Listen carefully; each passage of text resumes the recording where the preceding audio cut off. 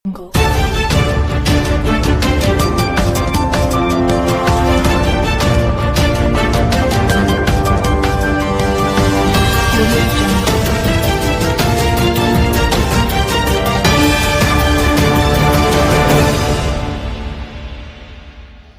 Baiklah permisa, kembali lagi bersama saya, Efrian di studio. Sejumlah informasi menarik hadir untuk Anda hari ini. Dari berbagai sektor, mulai dari prestasi tingkat nasional, perkembangan UMKM, hingga pembangunan destinasi wisata baru di kota Bengkulu. Baik, langsung saja kita mulai ke berita utama. Permisa, kita mulai berita hari ini dengan kabar mengembangkan dari dunia dakwah. Seorang putra daerah Bengkulu kembali mencatat prestasi gemilang sebagai juara nasional ceramah sebanyak 2 kali serta 6 kali meraih juara di tingkat provinsi. Prestasi ini menunjuk dan kualitas generasi muda Bengkulu yang mampu tampil percaya diri dan membawa nama kampus ke tingkat yang lebih tinggi. Assalamualaikum warahmatullahi wabarakatuh. Kembali lagi bersama saya Ragil Efrian Dwi Putra. Kali ini saya akan mewawancarai dai yang juara tingkat provinsi. Baik, untuk selanjutnya kita akan wawancarai bernama Agung Herlambang. Baiklah, di sini kita sudah sama juaranya, Bang. Boleh perkenalan diri dulu? Oke, nama saya Agung Herlambang, saya mahasiswa dari UIN PAS Bengkulu. Oke, baik. Kita langsung wawancara ya, Bang. Boleh? Siapa orang yang paling berperan besar dalam pelajaran dakwah dan prestasi Anda? Tentunya dalam kita berbicara tentang orang yang berpengaruh ini sangat banyak. Tentunya kita mulai dari lingkungan dulu. Yang pertama ini dari orang tua, yang mana dari orang tua sendiri itu sangat mendukung saya bisa berkompetensi dalam bidang dakwah, yang mana dengan cara memasukkan saya awal mulanya di pondok pesantren. Dengan saya memasuki pondok pesantren, tentunya harapan orang tua saya lebih dari sekedar belajar tentang agama, juga tentang memahami bagaimana berdakwah serta memahami mendalami syariat ataupun ajaran-ajaran Islam. Tentunya dalam hal telah menginjak pada saat mahasiswa, begitu banyak juga orang-orang yang berpengaruh terhadap bagaimana saya menjalani ataupun saya menggapai prestasi yang saya dapat, terutama pada dosen pembimbing saya, dosen yang telah mengajar saya bagaimana saya untuk mendalami dakwah serta mengasah potensi pada diri saya, sehingga saya bisa mengeluarkan seluruh potensi yang ada pada diri saya, mampu bersaing ataupun mampu berlomba dengan dai-dai yang ada di luar sana. Alhamdulillah, Bang, cukup bagus. Apa saja persiapan yang bisa Anda lakukan sebelum lomba? Tentunya persiapan yang dalam saya persiapkan untuk menghadapi lomba, mungkin ini persiapan yang umum dilakukan oleh seorang dai. Di antaranya ini menyiapkan teks, yang mana teks ini sangat berpengaruh tentang bagaimana saya menyampaikan isi ataupun materi dari ceramah saya. Kemudian saya mencoba untuk mengucapkan ataupun menyesuaikan intonasi, bagaimana mimik wajah, serta bagaimana pelafalan pengucapan pada saat menyampaikan materi ceramah. Tentunya ini juga berpengaruh bagaimana pada saat saya tampil itu dapat tampil maksimal dan percaya diri, baik itu dari segi penampilan, dari segi intonasi, dan dari segi pelafalan isi materi. Oh ya. Lanjut ya, Bang. Di mana saja Anda pernah mengikuti lomba hingga meraih juara? Untuk mengikuti lomba di sini saya pernah mengikuti lomba tingkat provinsi dan nasional. Alhamdulillah baru-baru ini saya mengikuti lomba dakwah nasional, yakni lomba online dakwah nasional. Di situ saya mendapati juara 1 yang diadakan oleh Jakarta National Competence, yang mana pada saat itu diikuti beberapa peserta. Alhamdulillah saya mendapatkan juara 1 dalam bidang ceramah, dan tingkat provinsi ada beberapa saya ikuti, juga di kampus ini pernah saya ikuti di Stisnu dan lain sebagainya. Alhamdulillah pernah mendapati beberapa juara 1, 2, dan 3. Oke, untuk selanjutnya, kapan pertama kali Anda ikut lomba dakwah hingga akhirnya menjuarai tingkat provinsi? untuk kapan saya mengikuti lomba ceramah, tentunya ini berawal dari pondok pesantren, yang mana pada saat itu saya pernah mengikuti lomba di dalam pondok, yang mana kemudian dari lomba tersebut saya memberanikan diri untuk tampil dan berlomba di tingkat provinsi pada saat ini saya tinggal di Bengkulu. Saya mengasah potensi saya yang telah saya miliki di pondok, sehingga dari potensi tersebut saya dapat menampilkan hasil maksimal untuk bersaing dengan mahasiswa ataupun dakwah-dakwah yang ada di Provinsi Bengkulu. Selanjutnya, mengapa Anda memilih dakwah khususnya melalui kompetensi di tengah kesibukan mahasiswa? Mengapa saya memiliki dakwah di tengah kesibukan saya sebagai mahasiswa? Menurut saya dakwah itu adalah hal yang simpel namun perlu kita dalami. Menurut saya untuk berdakwah ini tidak mengganggu sama sekali kegiatan kemahasiswaan saya. Bagaimana saya menjadi mahasiswa, belajar ke kampus, berorganisasi, dan lain sebagainya. Kemudian saya fokuskan diri saya ke dakwah. Sebagaimana tadi saya katakan, saya memiliki potensi, yang mana ketika di tengah kesibukan menjadi mahasiswa ini, saya merasa potensi saya tidak boleh saya tinggalkan. Dalam artian, di tengah kesibukan saya berusaha untuk terus mengasah potensi yang saya miliki, sehingga di tengah kesibukan saya tidak melalaikan prestasi ataupun tidak melalaikan potensi yang ada pada diri saya, sehingga saya dapat membagi waktu kapan saya menjadi seorang mahasiswa fokus belajar, organisasi, dan lain sebagainya, kapan saya menunjukkan diri saya untuk tampil mengasah potensi bersaing di tingkat perlombaan pada potensi yang saya miliki, yakni dalam hal berdakwah. Selanjutnya, bagaimana bisa konsisten meraih juara hingga 6 kali di tingkat provinsi? Bagaimana untuk meraih konsistensi sehingga saya dapat meraih kejuaraan 6 kali di tingkat provinsi? Yang pertama tadi saya katakan bagaimana saya terus mengasah potensi saya. Ketika saya juara, umpamanya saya pertama juara 3, saya tidak mudah puas. Yang mana dari juara 3 tersebut saya terus berusaha, terus mengasah potensi saya untuk lebih daripada hari ini, sehingga pada saat tampil berikutnya dalam perlombaan yang berbeda, saya bisa tampil lebih maksimal sehingga bisa lebih dari yang apa yang saya dapatkan hari ini. Hari ini juara 3, saya bertarget besoknya juara 2 ataupun 1, sehingga ambisi serta tekad saya untuk mengasah potensi ini mampu saya pertahankan hingga saat ini, sehingga dapat bersaing di tingkat provinsi maupun tingkat nasional. Selanjutnya, terakhir ini, apa harapan Anda ke depannya setelah berhasil menjadi juara berulang-ulang kali di tingkat provinsi ini?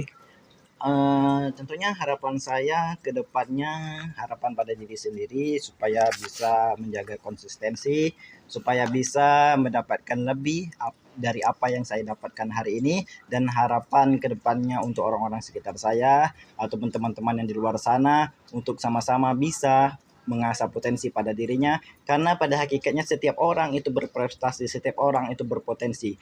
Tinggal bagaimana seseorang tersebut memilih jalannya, memilih untuk mengasah potensi tersebut sehingga menonjol dan mampu untuk bersaing dengan orang-orang di luar sana, atau memilih untuk diam dan memendam potensi pada dirinya sehingga seolah-olah potensi itu tidak pernah ada pada dirinya. Oke, baik Bang, itu saja ini wawancara kali ini.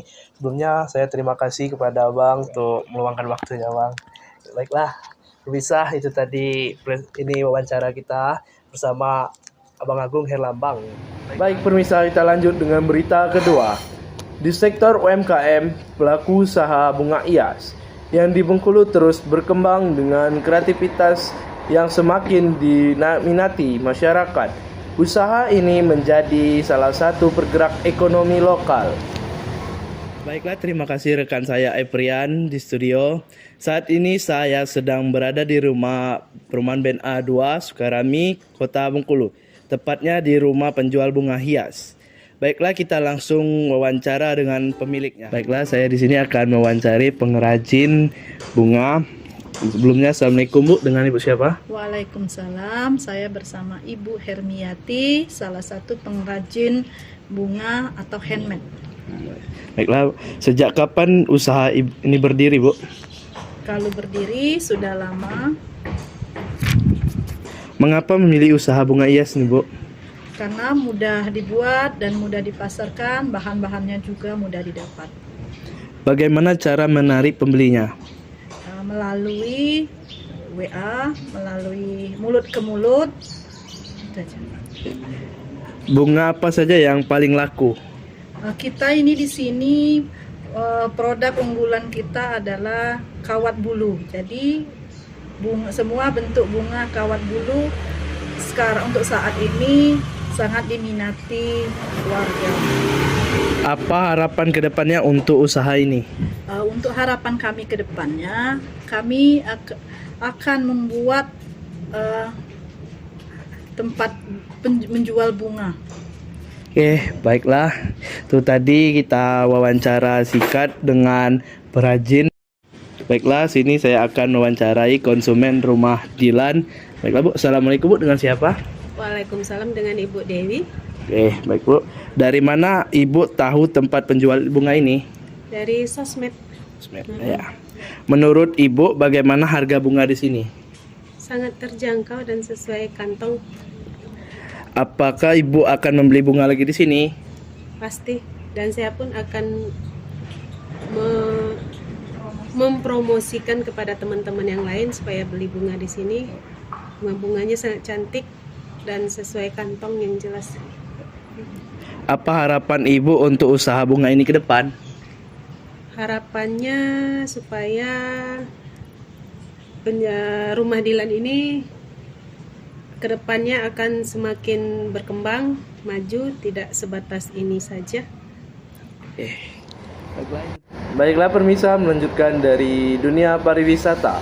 Pemerintahan Kota Bengkulu tengah membangun sebuah destinasi wisata baru yang siap menambah pilihan relaksi. Bagaimana masyarakat pembangunan ini diharapkan dapat menarik lebih banyak wisatawan sekaligus mendorong peningkatan ekonomi di sekitar kawasan wisata tersebut. Terima kasih rekan saya Efrian di studio. Saat ini saya sedang di area sekitar Pantai Berkas Kota Bengkulu, yang nantinya di daerah ini dibangun objek wisata outbound untuk umum. Baik, langsung aja kita wawancara pengelola dan masyarakat sekitar. Baiklah, saya di sini sudah pengelola wisata baru yang ini.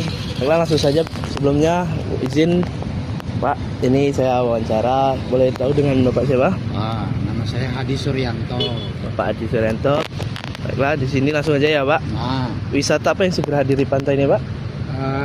Di sini rencananya akan dibangun arena permainan outbound. Outbound ya. Mengapa wisata ini dibangun? Agar masyarakat Kota Bengkulu yang terutama ya, itu ada tempat untuk wisata yang selama ini dia ke daerah. Kenapa kita nggak nyiapkan di kota? Kapan target wisata ini dibangun? Target kami insya Allah akhir Desember. Akhir Desember ya, bentar lagi ya. Bagaimana proses dan persiapannya? Kalau prosesnya banyak ya, kita merapikan daerah sini dulu, batang-batangnya, terus ini masang alat-alatnya. Masih banyak. Masih banyak yang perlu ya. Apa harapan nih untuk kedepannya untuk wisata ini? Harapannya arena outbound ini bisa dipakai untuk anak sekolah. Yang jelas edukasi ya, pendidikan. Pendidikan untuk anak-anak mulai dari TK, SD, SMP, SMA, dan universitas, dan masyarakat umum pada khususnya. Gitu. Oh gitu ya. Oh ya, baik Pak. Terima kasih untuk meluangkan waktunya, Pak. Mungkin itu saja pertanyaan saya.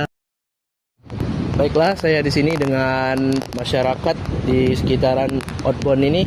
Baiklah Pak, boleh kenalkan diri dulu Pak siapa? Nama saya Stefan. Stephen ya. Ya. Nah, kita langsung aja ya Pak. Ya, Apa tanggapan Bapak tentang wisata baru di Pantai Berkas? alhamdulillah kami sebagai masyarakat Berkas benar-benar bersyukur dengan adanya wahana outbound ini. Kemungkinan orang-orang akan berbondong-bondong main ke sini dan Berkas menjadi tambah ramai. Tambah ramai, amin ya Pak. Amin. Ya. Mengapa Bapak mendukung atau tidak mendukung bangunan ini?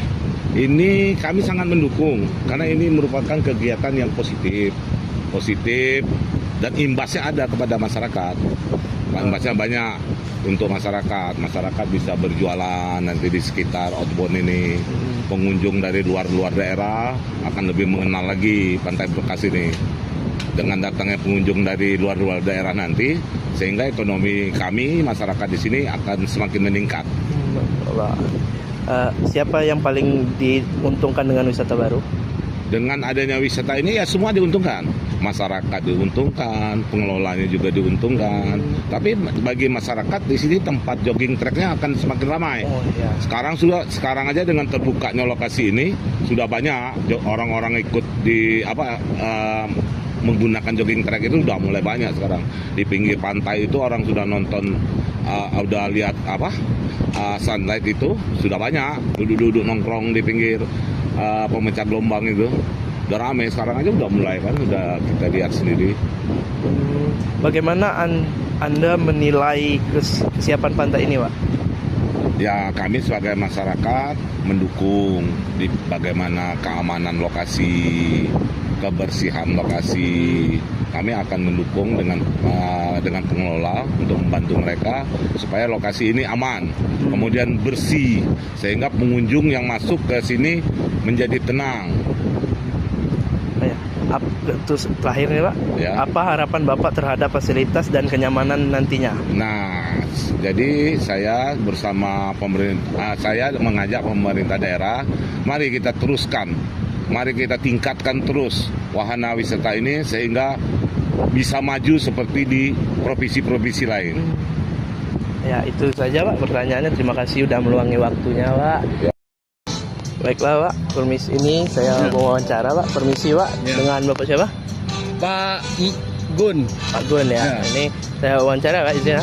Satu, apa pendapat Bapak tentang wisata yang segera hadir? Padek ni yang tu kan. Yo kan. Yo. Padek lah. Yang jelas tambah kami gitu. Yo, ya, tambah tak? kami, yo. Itu. Mengapa wisata ini penting untuk pedagang? Ya untuk itu kita harus menciptakan pengunjung ya kan. Nah, jadi kita ciptakan pengunjung itu dengan adanya objek wisata ya kan. Kalau tidak tahu lokal tuh pasti Iya. lama di laut kan tidak bisa ya kan. Nah itu manjat tu lah lagi. Ya tak? Kapan Anda tahu tentang rencana wisata ini? Baru 5 bulan yang lalu lah. 5 bulan yang lalu. Ya. Lokasi jualan Anda berada di mana? Di depannya. Di depan lokasinya. Sentral kuliner. Oh ya. Sentral kuliner Bengkulu. Bagaimana Anda menyiapkan usaha untuk wisata baru? Sesuai dengan itu kita nengok dulu kan apa nama kondisinya ya kan. Nah, siapa yang datang, apa keluarga, nanti kita sesuaikan aja menunya. Apa harapan Bapak setelah wisata ini dibuka? Lebih banyak lagi Banyak. wisata yang dibuka di sepanjang ke Pantai Panjang ya kan. Otomatisnya kita harus menciptakan pengunjung intinya ya kan. Nah, alasan apa sih orang tuh harus datang ke situ? Ya, Nah, contohnya kan kelak kan ada itu kan outbound kita belum tahu namanya apa kan. Ya. Contohnya di belakang kedai Pesong ya kan, Pantai Panjang ya kan. Ya, nah. ya. Oke Pak, itu saja tadi terakhir. Terima kasih sudah meluangi waktu. Itulah berita yang bisa saya sampaikan. Terima kasih sudah menonton. Saya Efrian pamit undur diri. Wallahu muwaffiq ila aqwamit thoriq. Wassalamualaikum warahmatullahi wabarakatuh.